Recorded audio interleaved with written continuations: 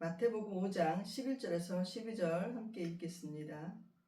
나로 말미암아 너희를 욕하고 박해하고 거짓으로 너희를 거슬러 모든 악한 말을 할 때에는 너희에게 복이 있나니 기뻐하고 즐거워하라.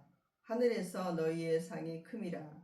너희 전에 있던 선지자들도 이같이 박해하였느니라. 아멘.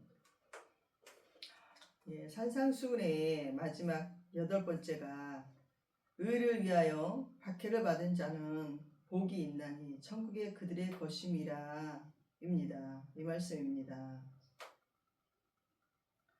나로 말미암아 너희를 욕하고 박해하고 너희를 거슬러 모든 악한 말을 할 때는 너희에게 복이 있다고 하시며 기뻐하고 즐거워하라고 하십니다. 하늘에서 상이 크다고 말씀하시고 계십니다.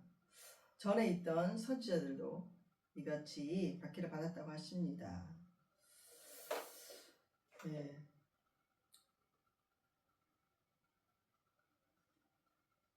잠깐 저희 얘기를 하면 저도 한 주간을 지나면서 적잖은 이렇게 영적인 또 육적인 그런 박해가 있었던 한 주간이었습니다.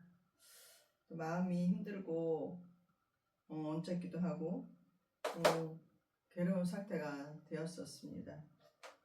저 힘들 때를 지나고 있다는 생각이 듭니다. 그러면서 더욱 예수님을 생각할 수 있었습니다. 예수님의 은혜 안으로 들어갈 수가 있었습니다. 하나님이 얼마나 힘이 드실까? 이런 일들이 많이 일어나고 있는데 얼마나 힘이 들까? 이렇게 생각이 되었습니다.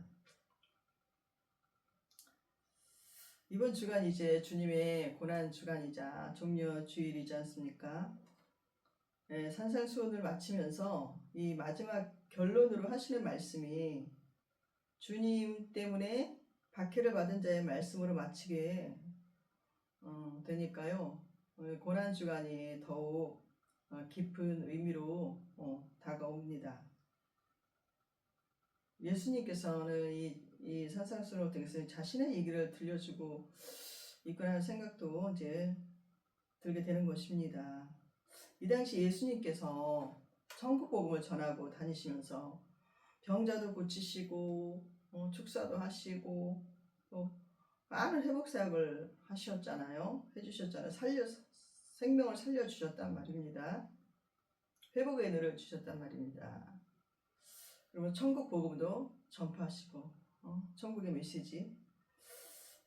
그래서 얼마나 많은 핍박의 눈초리들이 많았었을까. 한눈에 보이는 것 같습니다. 그 당시 이제 유대인들이 율법을 지킴으로 인해서 이제 구원을 받을 거라는 그 생각들이 유대인들 마음속에 자리 잡고 있었기 때문에 이제 그들의 눈이 가리워져서 참 주인이 되시고 왕 되시는 예수님을 알아보지도 못하고 예수님의 메시지를 받아들이지도 못했던 그런 영적인 소경된 자들이었습니다. 즉 이게 세상의 것으로 누리고 치장하고 또 세상의 돈과 권력이 주는 낚시에 취해서 진리를 알아볼 수 없이 부패해버린 그 유대인들에게 어떻게 예수님이 그들의 왕으로 보였겠습니까? 그저 눈에 보이는 거, 또 율법을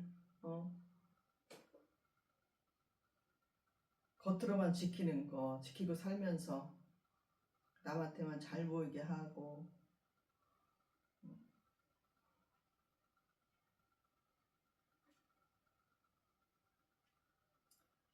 그래서 많은 사람들이 예수님을 이제 따르자 그들이 누리던 부와 권세를 다 잃어버리고 기득권을 다 잃어버릴까봐 걱정하고 근심하면서 예수님을 원수로 여기고 죽이려고 하는 자들이었죠. 그래서 예수님과 이 제자들이 받고 있는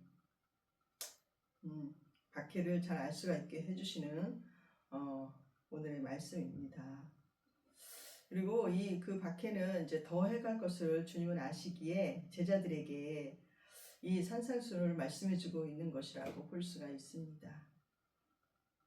이 박해 속에는요, 욕도 심한 욕도 할 것이고 없는 말로 둘러대서 이 거짓을 참처럼 말하면서 많은 악한 말들로 예수님을 모욕을 하고 비방을 하고 비난을 하고 모든 일을 또 부정하고 그렇게 했을 것입니다.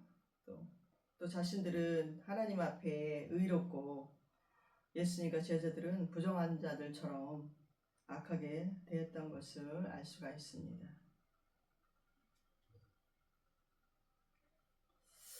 예수님의 그 메시지에 회개하고 또 하나님의 말씀 앞에 바로 설 생각하지 않고 그렇게 악하게 대하면서 돌로 쳐주길 생각을 하면 가득 찼던 유대인들 속에 그 가운데 서 계신 예수님을 보는 것 같습니다. 예수님께서는 자칫 사내들인 공회원들이나 또 이렇게 바리새파 사람들이 다 이렇게 주도적인 역할을 하면서 이제 유대인들이 이끌었잖아요. 그렇기 때문에 예수님께서 이게 이때 예수님과 제자들이 받는 박해나 핍박이 정신적으로도 참 힘들었을 거라는 생각이 듭니다. 그래서 이제 예수님이 이 고난과 핍박이 있어도 기뻐하고 즐거워해라. 하늘의 상이 클 것이다. 고난과 핍박 때에는 하나님의 축복이 클 것이다라고 크다라고 말씀해 주십니다. 그러므로 낙심하지 말아라. 걱정하지 말아라. 힘내라. 승리한다.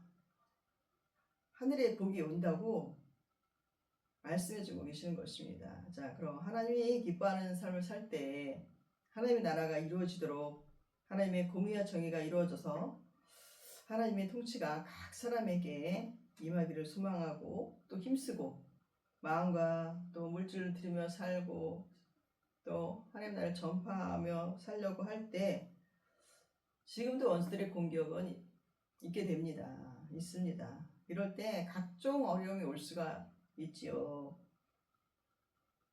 그 말씀대로 살려고 할 때, 또 우상을 거부할 때, 복음 확장을 위해서 전령할 때,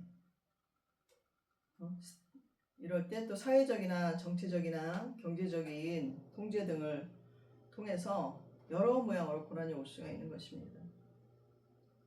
성도들이 경건하게 살고자 할 때 박해가 오는 것이 당연한 것입니다. 그럴 때는 내가 제대로 예수님을 믿고 있구나. 예수님을 따르는 제자로서의 길을 내가 달려가고 있나 보다 이렇게 생각을 하십시오. 또 그런 주변에 쉽게 볼 수 있는 것은 자기의 의가 센 사람들이 있습니다. 자기가 복음을 풀이하고 성경을 풀이하고 해석하는 자처럼 행세하면서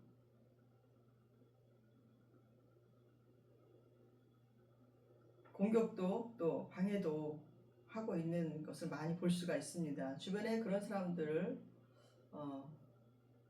좀 피하고 싶은 사람들이 좀 있을 것입니다. 또 교회와 어떤 성도들은 직분이 좀 권사나 장로 직분 이렇게 받았으면 그것을 오해하고 하나님의 교회를 또 세워가면서 겸손히 세워가면서 성도들을 권면을 하고 이렇게 주의 종과 이렇게 연합을 해서 교회를 잘 아름답게 이렇게 세워가면서 주님의 몸된 교회를 이루어가야 하는데도 불구하고 그렇게 하지 못하는 분들도 많이 있는 걸 봅니다. 자, 그럴 때 교회와 주의 종들이 참 힘들 것이라고 생각을 합니다. 그러니까 교회와 주의 종들을 마음대로 생각하는 경향도 있고 또 자신이 정말 하나님처럼 생각하고 결정하고 말하는 사람들을 많이 봅니다. 예를 들면 자신이 기도를 몇 시간 한다든지 뭐 찬양하는 찬양을 하는 자라 듣지, 또 신앙의 어떤 직분을 맡았든지, 또 어떤 분은 또 헌금을 많이 해갖고 어깨가 그런 분도 계시고, 그 자신의 공력을 의지하는 것들, 자신이 스스로를 높이면서 나 괜찮은 사람이 하면서 그런 분들이 참 우리의 마음, 우리 하나님의 말씀으로 바로 서고자 하는 우리 올바른 성도들의 마음 참 힘들게 할 때가 있죠. 그러면서 이 교회의 질서를 어지럽히게 하고 하나님 나라의 질서를 어지럽히는 분들이 있습니다. 그러니까 우리도 항상 되돌아봐야 하고 살펴봐야 하는 것입니다. 내 안에도 우리 안에도 그런 것이 없나, 그런 일들, 하나님이 기뻐하시지 않는 일들, 하나님이 슬퍼하시고 괴롭고 힘든 일들이 없나 살펴봐야 하는 것입니다. 그래서 항상 하나님 말씀 앞에 회개의 자세로 주님의 말씀 앞에 바로 서서 먼저 우리의 교만이 없나 있나를 살펴봐야 하는 것입니다. 나의 행동이, 나의 말이 정말 하나님 앞에 내가 겸손한 것인가? 하나님 이름을 높이고 있는가? 거룩한 하나님께서 세운 자들을 내가 혹시 함부로 대하거나 함부로 판단하는 것이 아닌가? 주께서 세우신 종들 함부로 판단하지 말라고 하셨잖아요. 그리고 어떤 영적인 단계들과 연단과 훈련을 통해서 주의 종이 세워지게 되고 교회가 세워지게 된다는 것을 잊지 마시길 바랍니다. 그만큼 센 훈련을, 강도 깊은 훈련을, 말씀의 훈련을 받으면서 교회를 세우시고 또 주의 종을 세우시는 하나님을 우리가 알 수가 있습니다. 그러므로 예수님의 길을 걸어가면서 하나님이 교회를 세우시고 주의 종을 세우시기 때문에 우리가 정말 어느 누가 됐든지 어느 직분자가 됐든지 나이가 많든 적든, 특히 나이가 많으신 분들, 나이가 많으신 분들 중에 인본적인 삶이 너무 많은 것입니다. 사람이 보는 눈으로 내가 나이가 더 많지 하면서 그렇게 사람이 보는 눈으로 하나님의 교회를 판단하고 하나님의 세운 사람들을, 주의 종들을 판단하는 경우가 많은데 참 주의할 일입니다. 그것이 교만이 될 수가 있기 때문입니다. 그런 걸 알게 해주시죠. 그런 분들을 대하고 할 때 성령께서 알려주십니다. 저분 속에 무엇가 있는지, 저분 속에, 저 직분자 속에는 하나님이 계신지 아니면 자신이 계신지를 성령께서 알려주십니다. 그렇기 때문에 우리는 그들을 통해서 주의 종들은 기도를 하고 또 권면도 하고 하지요. 그것을 받아들여야지 복이 되는 것입니다. 겸손할 수가 있는 것입니다. 그리고 하나님께서 복을 부어주시는 것입니다. 교만은 패망의 선봉이라고 하셨습니다. 그렇기 때문에 우리 자신 예수님의 성품화되는 것도 너무 중요하고 제자로서의 삶을 사는 데 있어서 예수님의 성품을 다는 것은 너무 중요하고 또 성령의 열매를 맺는 삶도 너무나 중요한 것입니다. 서로 이렇게 연결이 다 되고 있고 통하는 것입니다. 그래서 언제나 우리가 주님의 말씀 앞에 겸비한 자세로서 서야 될 줄로 믿습니다. 그래서 우리는 하나님을 언제나 하나님을 기쁘시게 하는 삶을 살면서 하나님의 영광을 구하면서 나아가시기를 축복합니다. 그럴 때 참 힘이 들 때도 있고 어려울 때도 있고 또 처음 접하는 분들도 있고 처음 대하는 일들도 있고 있을 때 어려움이 없을 수가 없습니다. 또 그런 일들을 통해서 핍박이 일어나기도 하고 박해가 일어나기도 하고 또 이렇게 영적으로 짓밟힘당하는 일도 일어날 수가 있습니다. 그러나 우리는 이런 모든 것들 하나님께 구하면서 하나님의 판단하에, 하나님의 그 처리하에 맡겨두어야 하는 것이 옳습니다. 내가 힘들고 내가 어려운 일을 당했다고 해서 기도하지도 않고 중보하지도 않고 바로 해결할 때 오히려 역효과가 일어날 수 있기 때문에 우리는 그 핍박이나 박해에 대해서 언제 하나님께 지혜를 구하고 하나님께 맡겨야 하는 것입니다. 그럴 때 하나님께서는 판단하시고 하나님께서 아시기 때문에 그 일을 통해서 우리 한 사람 한 사람을 또 단련하시고 또 고칠 건 고치시고 뺄 건 빼시고 장가지를 쳐준다고나 할까요? 그러면서 우리를 예수님의 제자로서 또 하나님의 용사로서 바로 세워가시죠. 하나님 나라의 용사로서 바로 가십니다. 우리가 하나님은 어떤 분이신지를 잘 알아야 할 것입니다. 합니다. 하나님이 힘써 알아야 하는 것입니다. 그럴 때 어떤 유익이 우리가 핍박과 박해를 받을 때 반드시 그런 것들이 일어나지만 어떤 유익을 우리에게 하나님께서 주시는가? 그 뒤에 주시는 축복이 무엇인가?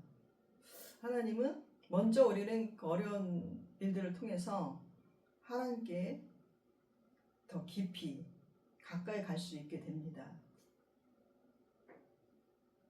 하나님을 더 깊이 알아가게 되는 것입니다. 어려운 일들이 있을 때 우리가 그냥 있지는 않지 않습니까? 또 이제 하나님께 무릎 꿇게 되고 하나님 뜻을 구하게 되고 또 이거에 맞는 합당한 말씀들을 찾아서 읽게 되고 또 간증들을 보게 되고 그러면서 하나님을 알아가는 것입니다. 하나님 관심이 없는 자들은 아예 일들을 던져주시지 않습니다. 관심이 있고 사랑하시기에 이를 던져주시는 것입니다. 그래서 하나님과 첫째로 가까워지는 계기가 되고 또 다른 면으로 믿음이 성장됩니다. 믿음의 성장이 있게 되는 것입니다. 그러므로 인해서 믿음이 더 깊어지게 되고 하나님과 관계가 더 깊어짐으로 인해서 믿음이 더 깊어지게 되고 믿음이 더 확실해지고 흔들리지 않는 견고한 믿음으로 나가게 해주십니다. 그러면서 어떻게 해요? 영적인 성장이 있게 되는 것이죠. 영적인 성장이 우리가 못 보던 눈이 열리고 못 듣던 귀가 하나님의 음성에 들리고 못했던 행동들이 행할 수 있고 나아갈 수 있고 이렇게 영적인 성장이 있게 되는 것입니다. 그런 유익들이 많이 있습니다. 그럼 어떻게 돼요? 결국 영혼이 잘되고 검사가 잘되는 복도 부어주시는 것입니다. 우리의 삶 속에서는요. 그래서 이 심령이 그래서 진정으로 이게 주님의 제자가 되어져 가고 하나님과의 영원히 함께할 수 있는 길이 이렇게 열리게 되는 것입니다. 이 심령이 가난한 자가 받는 복과 같이 천국이 그들의 것이 되게 하시는 줄로 믿습니다. 하나님 나라의 모든 은혜와 또 모든 은혜 우리 일상에서 벌어지고 우리가 구하는 모든 하나님의 은혜와 그 하나님의 영광과 각종 은사가 주어지게 되고 아무도 빼앗을 수 없는 하나님의 나라, 하나님 나라를 소유하게 되고 그 보상이 또 받게 되는 것입니다. 그래서 정말 그렇죠. 어떤 일이 있어도 우리가 흔들리지 않는 믿음, 기쁨 가운데 있게 되고 소망 가운데 있게 되고 더욱 하나님만 바라볼 수 있게 되는 것.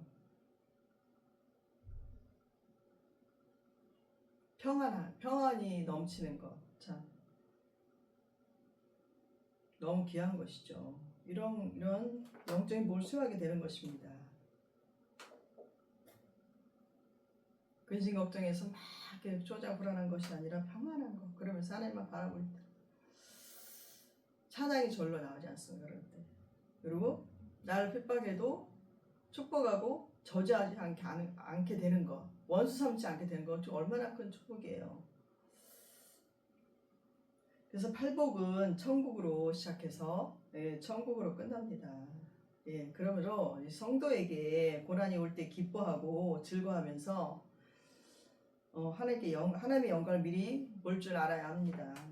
즐거워하고 기뻐하고 찬양하고 기도하고 그러다 보세요. 하나님 성령이 부어집니다. 그러면 희락의 영이 올라오고 평안이 주어지고 미움은 사라지고 축복하게 되고. 그래서 하나님께서 이 충성된 자들에게 부어주시는 하나님의 선물들을 정말 다 맛보시고 누리는 우리 모두가 되시기를, 우리 모두가 되시기를 축복합니다. 그래서 이제 고난 주간이 이제 시작이 됩니다. 그래서 이 한 주간이 더욱더 주님께 집중을 하시고 또 우리를 위해서 오신 예수님의 그 박해와 예수님이 받으신 박해와 십자가 고난을 생각하시면서 동참하시는 마음으로 정말 나를 위해서 이렇게 주님이 이 길을 가셨지. 또 한편으로 또 이 죄에 대한 심각성을 깨달으면서 하나님과의 관계에 있어서 이 죄에 대해서 또 이렇게 또 세심하게 이렇게 어떤 마음들이 있으실까? 이 죄에 대해서도 한번 심각하게 더 생각을 해보고 또 나뿐 아니라 이 가족들과 자녀들과 우리 이웃들과 형제 자매들과 또 친척들과 모든 지인들과 내가 아는 공동체와 정말 이 나라와 민족까지 다 이렇게 생각을 하시면서 이 고난 주간을 뜻깊게 정말 보내시면서 하나님 기뻐 받으시는 고난 주간이 되시기를 바랍니다. 그래서 지금 이제 여기 이사야 53장 이제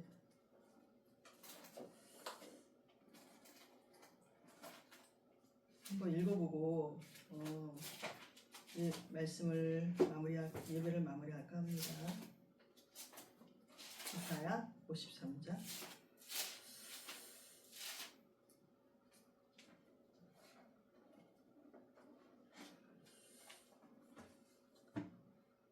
그는 주 앞에서 자라나기를 연한 순 같고 마른 땅에서 나온 뿌리 같아서 고운 모양도 없고 풍채도 없은즉 우리가 보기에 흠모할 만한 아름다운 것이 없도다. 그는 멸시를 받아 사람들에게 버림받았으며 강고를 많이 겪었으며 질고를 아는 자라. 마치 사람들이 그에게서 얼굴을 가리는 것 같이 멸시를 당하였고 우리도 그를 귀히 여기지 아니하였도다. 그는 실로 우리의 질고를 지고 우리의 슬픔을 당하였거늘 우리는 생각하기를 그는 징벌을 받아 하나님께 맞으며 고난을 당한다 하였노라. 그가 찔림은 우리의 허물 때문이요 그가 상함은 우리의 죄악 때문이라. 그가 징계를 받음으로 우리는 평화를 누리고 그가 채찍에 맞음으로 우리는 나음을 받았도다. 우리는 다 양 같아서 그릇 행하여 각기 제 길로 갔거늘 여호와께서는 우리 모두의 죄악을 그에게 담당시키셨도다. 아멘. 네. 이렇게 이사야 말씀, 구약의 복음이라고 하는 이사야서 말씀에 예수님을 오실 예표를 말씀해주고 계십니다. 그래서 한 주간 우리 주님의 고난에 좀 동참하면서 우리 자신들을 살펴보면서 경건하게 또 하나님 기뻐하시는 뜻대로 이웃에게 또 전도도 하고 이웃을 위해서도 많은 기도를 하고 하면서 말에나 일에나 정말 주의하며 무엇을 하든지 하나님 영광을 위해서 행하는 우리 모두가 되시기를 그런 한 주간 되시기를 축복합니다. 기도하겠습니다. 할렐루야. 좋으신 하나님 아버지 너무나 감사합니다. 우리 모두의 죄를 위해서 주님 이 땅에 오셨습니다. 십자가에 달리시기 위한 그 일에 하나님 이제 고난 주간을 통하여서 우리가 주님을께 나아갑니다. 우리 한 사람 한 사람들을 기억하여 주시고 하나님 주님의 그 십자가로 우리를 이끌어 주시옵소서. 주님이 우리의 구원의 은혜를 헛되이 받지 아니하도록 우리의 삶을 하나님께 온전히 정말 번제를 올려드릴 수 있는 그런 삶이 되게 하여 주시옵소서. 하나님 감사합니다. 우리의 삶이 하나님께 올려드릴 수 있는 정말 감사와 섬김, 헌신의 삶이 될 수 있도록 우리 모두의 삶을 이끌어 주시옵소서. 감사 영광 올려드리며 예수님의 이름으로 기도하옵나이다. 아멘.